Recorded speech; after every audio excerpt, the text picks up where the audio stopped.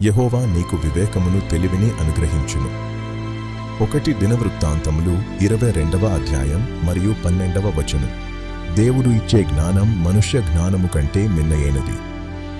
ఆయన వెలుగులో మాత్రమే మనం సత్యాన్ని చూడగలము. ఆయన నీ మార్గాలను సరళము చేస్తాడు మరియు నీకు లోతైన వివేచనను అనుగ్రహిస్తాడు. మన నడక ఆయనకు ఇష్టముగా ఉండాలి. కానీ దేవుని జ్ఞానాన్ని తృణీకరించవద్దు. ప్రతి క్రియ తీర్పులోనికి వచ్చును. మన ప్రతి రహస్యమును ఆయన చూచుచున్నాడు. ఆయన పరిశుద్ధుడు మరియు నీతిమంతుడు. మన పాపములను బట్టి మనం ఆయనకు లెక్క అప్పగించాలి. తీర్పు దినము సమీపములో ఉన్నది. సమయం మించిపోకముందే పశ్చాత్తాపపడండి. క్రీస్తు వైపు చూసి నూతన జీవమును మరియు పాపక్షమాపణను పొందండి. ఆయన కృప మిమ్మల్ని రక్షించడానికి వేచి ఉంది. జ్ఞానోదయమై మీ పాపపు మార్గాలను విడనాడండి.